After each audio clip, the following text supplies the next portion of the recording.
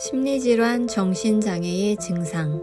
가까운 사람이 심리적인 어려움, 정신질환, 정신장애 등의 문제를 가지고 있다면 본인은 물론이고 주변에서 빨리 눈치채는 것이 매우 중요합니다. 그래야 시기적절하게 그 사람에게 필요한 도움을 받을 수 있도록 우리가 도울 수 있기 때문입니다. 심리적인 어려움, 정신질환, 정신장애는 치료적 개입이 그러한 증상들이 나타난 초기에 시작될수록 병의 경과 및 예후가 좋습니다. 누군가의 심리적인 문제, 정신장애를 눈치챌 수 있는 핵심 증상 체크리스트. 간단하게 설명하며 빠르게 진행하겠습니다. 다만 이 체크리스트에 나오는 핵심 증상들을 여러분이 아는 그 누군가가 보인다고 해서 여러분이 그 사람이 그 질환을 가지고 있다라고 단정하시면 안 됩니다. 설명드리는 증상과 유사한 것들이 여러 가지 관찰이 되고 그 사람의 일상 혹은 그 사람 주변 사람들의 일상에 문제가 되고 있다면 정신과 의사나 심리상담센터의 전문 상담사들과 같이 전문가들을 만나볼 수 있도록 설득하세요. 일단은 그 사람이 자기 자신으로도 통제하기 힘들 만한 고통을 겪고 있다라는 사실을 수용하시는 것이 중요하고요. 그러한 수용된 인식 기반 하에서 그 사람과 당신과의 관계를 좀 조정을 해야 되겠구나라는 신호로 이해하시면 좋겠습니다. 그리고 각각의 정신질환들은 사실은 그 안에 속한 세부 어떤 병이나 증상의 유형들이 다릅니다. 그리고 비슷한 증상이라고 하더라도 각 개개인마다 나타나는 증상의 세부적인 모습은 매우 다릅니다. 그러니까 제가 설명드리는 것과 똑같지 않더라도 대략적으로 비슷한 것 같다라고 생각이 되면 말씀드린 대로 빠른 전문가들의 조언이나 진단을 받으시기를 권유하겠습니다. 우울장애 먼저 시작하겠습니다. 우울장애도 그 안에 세부적인 유형은 좀 몇 가지 다른 것들이 있어요. 대체적으로 봤을 때 우울장애와 관련 장애들의 가장 핵심 특징은 일정 기간 이상 지속되는 우울한 기분 혹은 즐거움의 상실입니다. 우울한 기분이라 함은 하루 종일 슬프거나 공허한 기분, 내 미래는 의미가 없어, 내 삶은 의미가 없어, 내 미래는 아주 안 좋아질 거야, 이런 희망이 없는 느낌이고요. 만약에 아동이나 청소년이라면 이러한 우울감, 슬픔, 공허함 대신에 사소한 자극에 자꾸 짜증을 내거나 쉽게 화를 내는 모습이 지속적으로 반복적으로 나타날 수 있습니다. 이처럼 우울하거나 슬프거나 화를 내거나 짜증이 내는 모습이 아니더라도 일정 기간 이상 예전에는 좋아하고 즐거워했고 관심을 가졌던 어떤 활동들에 대해서 재미, 흥미, 의욕을 잃어버린 듯한 무기력한 모습이 계속 지속되고 있다면 우울 관련된 장애를 의심해 볼 수 있습니다. 그리고 동시에 식욕이나 체중에 있어서 변화가 나타날 수도 있습니다. 식욕이 급격하게 떨어질 수 있고요. 반대로 폭식을 할 수 있습니다. 한 달 기준에서 본인 체중의 5% 정도? 그 정도의 어떤 체중이 급격하게 줄거나 급격하게 증가할 수 있어요. 이때는 특별한 이유가 없어요. 어떤 약복용이나 다른 신체적 질환과 같은 이유가 없는데 그런 변화가 나타난다 라고 하시면 앞에 말씀드렸던 증상과 동시에 나타난다고 하면 우울장애를 의심해 보시고 전문기관을 찾으셔야 됩니다. 수면 패턴의 변화가 일어날 수도 있습니다. 잠을 잘 자지 못할 수 있고요. 반대로 잠을 지나치게 많이 잘 수 있습니다. 잠을 잘 자지 못한다 함은 잠에 드는데 시간이 많이 걸리는 모습일 수도 있고 잠에 들기는 잘 드는데 자주 잠에서 깬다, 잠을 깊이 잘 수 없다, 이런 문제일 수도 있고요. 잠을 자기는 하는데 지나치게 일찍 깬다, 그러니까 수면이 이어지지 않는, 지속되지 않는 모습일 수도 있습니다. 잠을 지나치게 많이 자는 경우에는 아무리 잠을 자도 계속 피곤하고 계속 졸립다라는 증상으로 나타날 수 있습니다. 생각이나 몸의 움직임이 둔하게 느껴집니다. 마치 물 속에서 혹은 진흙 속에서 내가 움직이고 있는 듯한 그런 느낌을 받을 수 있고요. 반대로 이유 없는 초조감, 불안감 때문에 가만히 앉아있지 못한다라는 느낌을 받을 수도 있습니다. 전반적인 신체 에너지가 매우 저하돼서 카톡에 답장을 하는 거거나 세수를 하거나 밥을 먹거나 양치질을 하는 것과 같은 일상적인 행동을 하는데도 내 몸을 움직이는 게 너무 힘들고 너무 피곤하게 느껴진다 라고 그런 모습들이 보여질 수도 있습니다. 주의력이 저하됩니다. 머릿속이 멍하게 느껴지고 일에 집중도 안 되고 간단한 산수 계산도 잘 안 되는 것 같은 그런 느낌 받을 수 있고요. 식사 메뉴를 고르는 것 같이 간단한 결정도 선택하기가 어렵다, 잘 안 된다 라고 생각되실 수 있습니다. 그리고 이러한 내 모습에 대해서 내가 너무 무가치하다, 나는 좀 남들한테 피해만 미치고 있는 것 같다, 내 몫을 잘 하지 못한다, 이런 생각을 끊임없이 하게 됩니다. 그러다 보니까 근데 죽으면 좀 편해지지 않을까? 죽으면 이렇게 힘들지도 않고 이렇게 무가치한 삶을 유지할 필요가 없을 것 같은데 내가 죽어버리면 다른 사람들도 좀 편해지지 않을까라는 생각을 자꾸 하게 됩니다. 이렇게 막연하게 나 그냥 지나가고 길거리를 지나가면 버스나 트럭이 와서 나를 치워줬으면 좋겠어, 이렇게 막연하게 생각을 할 수도 있고요. 아니면 좀 구체적으로 어떤 자살에 대한 계획들을 생각을 해보기도 하고 실제로 그 일부 단계를 실행하는 모습들이 나타나기도 합니다. 좀 자살 사고, 자살에 대한 생각, 자살에 대한 충동들이 관찰이 되면 다른 증상이 없더라도 빨리 전문가들을 만나볼 수 있도록 꼭 권유하셨으면 좋겠습니다. 자, 두 번째 불안장애입니다.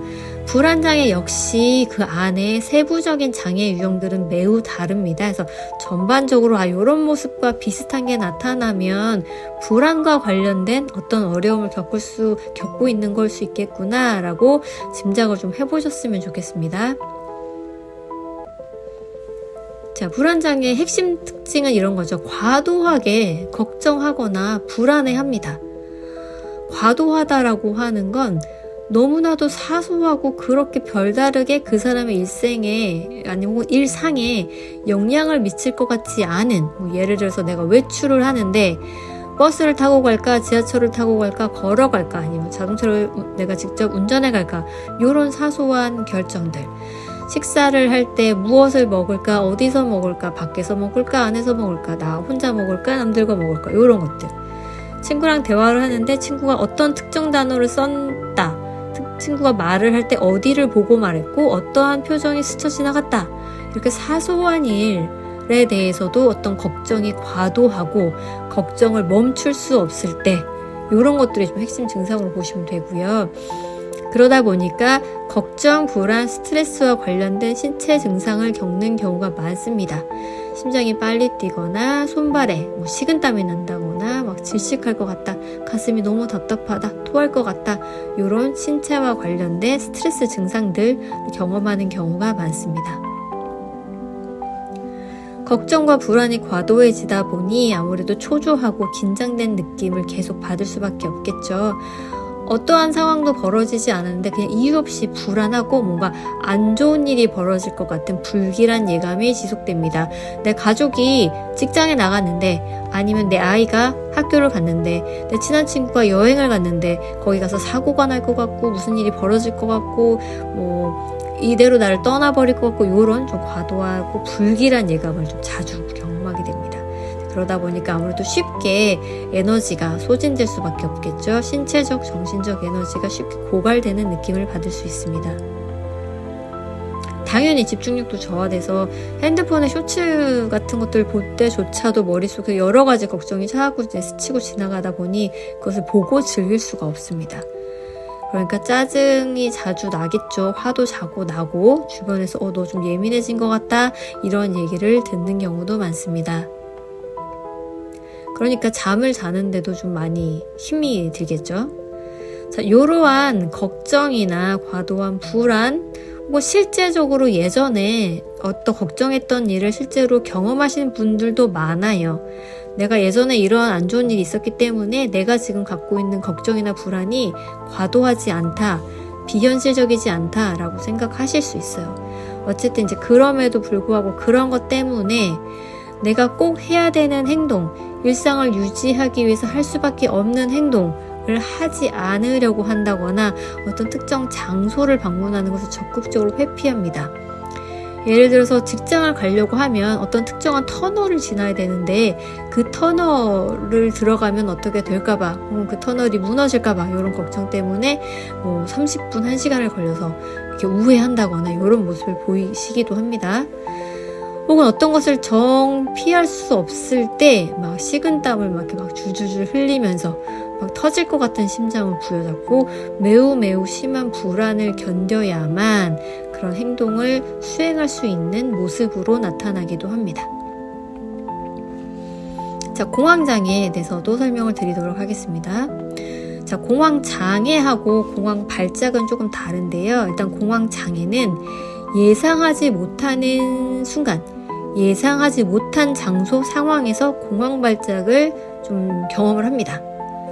공황발작이라고 하면 앞서서 불안장애에서 설명드렸던 스트레스와 관련된 신체 증상이랑 비슷하게 보시면 됩니다. 심장이 갑자기 막 쿵쾅거리는 느낌, 온몸에서 식은땀이 나거나 내가 숨을 잘 쉴 수 없다, 가슴이 너무 답답하다, 감각이 둔해지거나 온몸이 따끔거린다, 가슴이 뻐근하고 가슴에서 어떤 흉통이 느껴진다, 토할 것 같거나 속이 울렁거린다, 갑자기 춥거나 갑자기 몸이 화끈화끈거리는 것처럼 느껴지고 어지럽고 쓰러질 것 같고, 내가 지금 있는 이 상황이 내가 아닌 것 같은, 마치 나는 여기 있고 또 다른 데가 나를 바라보는 것 같은, 혹은 나를 둘러싼 현실이 이 현실이 아닌 것 같은 느낌을 받기도 하고요. 이제 그러다 보니까 이러다 나 죽는 거 아니야? 이러다 나 미쳐버리는 거 아니야? 하여튼 극심한 공포와 두려움을 느낍니다. 이런 것들이 공황발작인데요. 이런 공황발작을 예상하지 못하는 순간에, 심지어 어떤 분은 잠을 자다가도 이런 것들을 경험을 하기 때문에 끊임없이 이 공황발작이 일어날까봐 계속 두려워합니다. 언제 또 이런 걸 경험할지 몰라서 매우 두려워하고요. 그래서 이런 거 두려움 때문에 해야 하는 거, 할 수밖에 없는 것들을 적극적으로 회피합니다. 지난번에 나 저기 갔을 때 이런 공황발작이 일어났어. 그러니까 나 저긴 절대 안 갈 거야. 지난번에 내가 이런 일을 할 때 이런 공황발작이 일어났어. 그러니까 나 이 일을 안 할 거야. 누구를 만났는데 내가 이런 공황발작을 느꼈어. 그 사람을 안 만날 거야. 이런 식의 회피 행동이 함께 나타납니다. 공황장애가 의심되는 경우는 약물 치료랑 인지행동 치료를 병행하시면 효과가 좋으니까요. 꼭 전문가들을 만나볼 수 있도록 제안을 하셨으면 좋겠습니다. 자, ADHD예요. 아동기의 ADHD랑 성인기의 ADHD는 조금 모습이 다를 수는 있는데요. 폭넓게 봐서 이런 증상들이 좀 여러 개가 반복적으로 지속적으로 보인다라고 하면 ADHD도 관련된 약물 치료하고 인지행동 치료 같이 하시면서 도움을 받으시면 일상을 좀 유지해 나가는데, 일상에서 필요한 것들을 연습하고 실제로 내가 체화시키는 데 도움을 많이 받을 수 있습니다. 자, 핵심 증상들은 다음과 같습니다. 본인의 나이, 직업, 교육 수준에 걸맞지 않게 다음과 같은 모습들이 자주 관찰됩니다. 부주의한 실수를, 좀 어처구니 없는 실수를 자주 저지르고요. 자기가 해야 되는 과업, 일이 됐든 공부가 됐든 거기에 주의를 꾸준하게 유지하는 것이 잘 되지 않습니다. 다른 사람들이 말을 할 때, 강의를 들을 때, 회의를 할 때 자주 멍하게 다른 세상에 나가 있는 것처럼 그런 표정을 보이기도 하고요. 해야 되는 일을 제 시간 안에 잘 끝내지 못합니다. 잘 끝내지 못할 뿐 아니라 미리 내가 이 일을 하려면 어떠한 세부적인 일을 요런 순서대로 각각 어느 정도의 시간을 걸려서 해야 되는지 계획 자체를 잘 세우지 못합니다. 왜냐면 시간에 대한 개념이 다른 사람들과 달리 좀 왜곡되어 있는 경우가 많습니다. 그래서 일을 순서대로 처리하지 못하고요. 어떤 일을 딱 시작을 했는데 그것을 하다 말고 다른 일, 전혀 다른 엉뚱한 일로 빠지는 경우도 많고, 중요한 것과 덜 중요한 것을 잘 구분하지 못해서 일의 우선순위를 정하지 못해서 덜 중요한 것에 지나치게 많은 시간을 소비하느라 정작 중요한 것을 하지 못하는 경우가 많습니다. 그리고 중요한 물건, 중요한 일정을 자주 잊어버리기도 합니다. 이렇게 멍하거나 자꾸 실수를 하거나 일을 끝내지 못하거나 체계적으로 처리하지 못하는 모습이 나타나는 경우가 성인 ADHD는 많고요. 아동 청소년의 경우 또 일부 성인에 있어서는 이제 충동적인 모습도 함께 관찰이 되는 모습도 많습니다. 가만히 앉아있지 못하고 끊임없이 몸을 움직인다거나 끊임없이 말을 하거나 끊임없이 여기저기 왔다 갔다 부산하게 움직입니다. 그러다 보니까 대화를 할 때 회의 중에 혹은 공공장소에서 자신의 차례를 잘 기다리지 못하고 불쑥 끼어들거나 다른 사람을 방해하거나 아니면 화를 내거나 인내하지 못하는 모습이 나타날 수 있습니다. 자, 다음은 조현병입니다. 조현병 역시 사실은 어떤 스펙트럼이라고 해서 그 안에 좀 세부적인 병의 양상, 증상의 모습들이 매우 다르고 증상의 어떤 강도도 매우 다릅니다. 그래서 대략적으로 이런 언저리의 모습들이 나타나면 빨리 이건 정신과 진료를 받아봐야 되겠다라고 판단하시면 좋겠습니다. 자, 조현병 스펙트럼에서는 크게 다른 사람들은 가지고 있지 않은데 가지고 있는 좀 비현실적인 어떤 증상들이 있고요. 이걸 양성 증상이라고 합니다. 또 한켠에서는 일상적으로 사람들이 다 가지고 있는 어떤 태도, 어떤 모습들이 이분들한테는 없습니다. 그래서 결여가 돼서 결핍이 된 음성 증상, 이렇게 두 가지의 갈래로 나누어서 설명을 할 수 있습니다. 첫 번째 양성 증상은 매우 기이하거나 비현실적인 어떤 것들을 갖고 있는 거예요. 예를 들면 망상.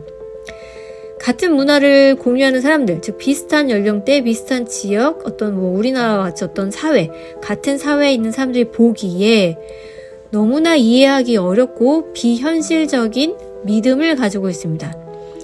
그 믿음이 사실이 아닐 것 같은, 사실이 아니라는 증거를 아무리 보여줘도 이것들을 객관적으로 판단하기 어렵기 때문에 본인이 갖고 있는 망상, 비현실적인 믿음을 수정하기 힘들어합니다. 그리고 환각, 실제적으로 어떤 감각 경험을 일으킬 수 있는 외부 자극이 없는데 어떤 것들을 경험하는 겁니다. 즉 대상이 없는데 보고, 듣고, 냄새를 맡고, 촉감을 느끼고 맛을 느끼는 것과 같이 이것이 다 일어나야 된다는 건 아니에요. 이 중에 하나만 일어날 수 있어요. 환청, 환시, 환촉 이런 것들을 개별적으로 느낄 수 있습니다. 그러니까 아무것도 없는데 보는 거죠. 아무것도 없는데 듣는 거고 이런 환각 경험을 보일 수 있고요. 생각이나 말을 할 때 사실 이제 말은 생각의 흐름이니까요. 그 생각이 많이 붕괴되어 있다라고 눈치챌 수 있어요. 그 사람과 대화하는데 그 사람의 말을 따라가면서 이해하기가 매우 어려워요. 말이 어려워서가 아니라 그냥 이 생각에서 저 생각으로 넘어가는 그 흐름이 이해할 수가 없어요. 생각이 되게 그래서 사고의 흐름이 좀 기이하다라고 느껴지거나 너무 툭툭 튄다라고 느껴질 수 있고요. 내가 질문을 했는데 그 질문과 전혀 관계없는 대답을 한다거나 그리고 혼자서 이죽이죽 걸면서 대답을 한다거나 이건 이제 환청이나 환시하고도 관련이 있는 증상일 수 있어요. 그런 모습이 나타날 수 있습니다.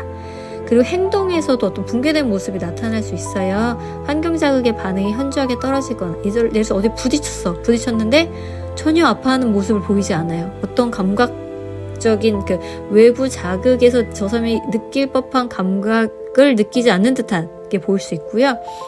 이상하게 기이하게 경직되어 있거나 괴이한 동작을 유지하고 있을 수 있습니다. 반대로 음성 증상, 다른 사람들은 다 갖고 있는데 갖고 있지 않는 것들이 있어요. 예를 들면 정서 표현이 사라진 것처럼 보입니다. 어떤 말을 할 때 혹은 그 사람이 어떤 감정을 느낄 법한 상황에서 그것과 전혀 관계없는 표정을 한다거나 반대로 아무런 표정이 나타나지 않는다. 대화할 때 눈과 눈 마주침을 하지도 않고 어떤 이야기 때 시선이 따라가지도 않고 본인이 하고 있는 말 혹은 자기가 듣고 있는 말의 내용이나 그 말에 담긴 정서와 보통 우리는 그걸 따라서 억양이 변하거나 말의 속도가 바뀌거나 높낮이가 막 바뀌는데 그런 것이 전혀 없고 너무나 평이하고 무미건조하게 말을 하는 거죠. 그리고 말이나 표정과 어울릴 법한 행동, 제스처가 사라집니다. 그리고 일상생활 전반에 대한 의욕이 사라진 것처럼 보입니다. 생활 전반에서 관심이나 의욕이 사라진 것처럼 보여서 우울 증상이랑 비슷하게 보일 수도 있습니다. 네. 그래서 이게 우울 때문인 건지 아니면 조현병 스펙트럼 때문인 건지는 이제 여러분이 판단하시는 게 아니라 당연히 전문가들을 만나셔서 진단을 받으셔야 됩니다. 양극성장애도 요즘에 좀 꽤나 자주 들리는 정신질환인 것 같긴 하더라고요. 예전에는 조울증이라고 불렸던 양극성 장애도 있습니다.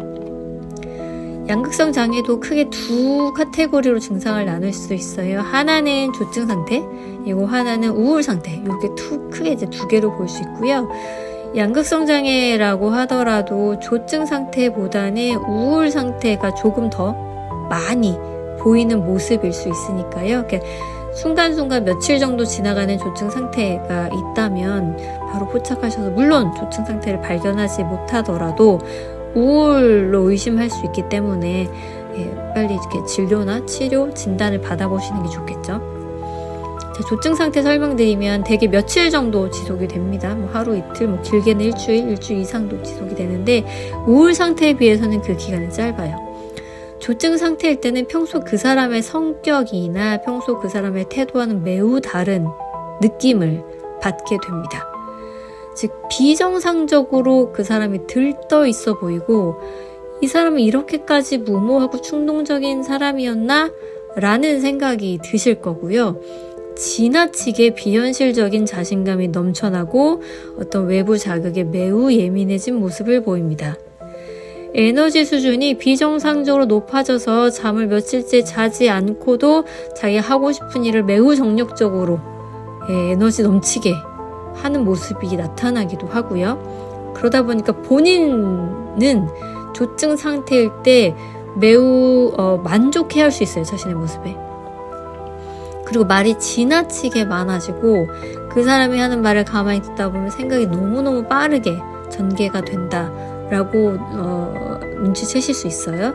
주의 산만도 심해지고요. 왜냐면 외부 자극에 예민해졌기 때문에. 그리고 충동성이 매우 극대화됩니다. 쇼핑을 하거나 성적인 행위를 한다거나 사업을 한다거나 투자를 한다거나 어떠한 영역이 될지는 모르겠지만, 사람마다 매우 다르지만 그런 특정 영역에서 지나치게 자신만만해하고 지나치게 몰두하기 때문에, 이건 누가 봐도 저렇게 되면 좀 위험한데 피해가 예상될 수 있는 행동도 서슴없이 합니다. 당연히 제가 잘할 수 있을 거라고 믿으면서요. 요걸 조증 상태라고 보고요. 반대 우울 상태, 요거는 맨 앞에서 언급드렸던 우울장애하고 비슷한 증상들이 나타나는 상태인데요. 통상적으로 조증 상태보다 우울 상태가 더 길게 지속되고요. 우울 상태가 쭉 유지되다가 갑자기 이 사람이 회복된 것처럼 어느 날 보이는데 그 수준이 조금 심해. 이건 회복된 수준이 아니라 마치 다른 사람이 된 것 같은데 라는 모습으로 보이는 게 이제 양극성 장애라고 보시면 되고요. 양극성 장애는 정말 빠른 치료적 개입이 필요합니다. 왜냐하면 조증 상태가 되면 위험한 어떤 행동을 할 수 있기 때문에 빠른 이거는 병원의 치료가 꼭 필요하니까 보셔가지고 약간 의심이 된다라고 하시면 잘 설득하셔서 같이 병원에 데리고 가시면 좋겠습니다. 자, 지금 설명한 것들 이외에도 여러 가지 정신질환들은 종류가 되게 많습니다. 예를 들면 지나치게 자기만의 행동 규칙 혹은 어떠한 걱정에 집착해서 일상에 큰 방해를 받고 있다거나 치명적으로 목숨을 좀 위협받을 만한 상황을 겪은 후에 생각이나 감정이나 어떤 감각상의 어려움이 생겨서 일상의 유지가 어려워졌다거나, 일상적인 대인관계에서 상대방의 미묘한 뉘앙스, 제스처, 행간의 의미, 이 사회의 대부분의 사람들이 기대하는 어떤 행동들이 있잖아요. 그런 것들을 잘 이해하지 못해서 지속적으로 대인관계 혹은 이 사회에서 어떤 행동을 하는데 좀 문제가 생기고 있다거나, 지나치게 폭식을 하거나 지나치게 절식을 하거나 아니면 폭식 후에 구토하는 것을 반복하거나 먹는 것이 아닌 물질을 지속적으로 과도하게 섭취하는 등 우리가 통상적으로 보이는 모습과 다른 모습들이 꾸준하게 관찰되고, 그것이 그 사람에게 혹은 그 사람 주변의 사람에게 어떤 부정적인 영향을 미치고 있다라고 하면 우리가 몸에 어떤 증상이 생기면 건강검진을 받으러 가잖아요. 같은 개념으로 이런 행동들이 좀 크게 문제가 없을까? 이런 행동들 지속했을 때 일상에 좀 어려움이 생기는 거는 아닐까? 검진을 한다는 의미로 그 정도의 차원에서 조금 가벼운 마음으로 심리상담센터나 정신과에 방문해 볼 수 있도록 제안을 하시면 좋겠습니다. 자, 오늘은 여기까지 설명을 드리도록 하겠습니다. 혹시 또 다른 어떤 질환이나 증상에 대해서 궁금한 점이 있으시면 댓글로 남겨주세요. 제가 관련해서 영상들도 제작을 해보도록 하겠습니다. 심리문제 정신질환의 경우 진단과 치료적 개입이 빠를수록 증상의 완화와 일상의 복귀가 더 쉬워진다는 점 꼭 기억하세요. 감사합니다.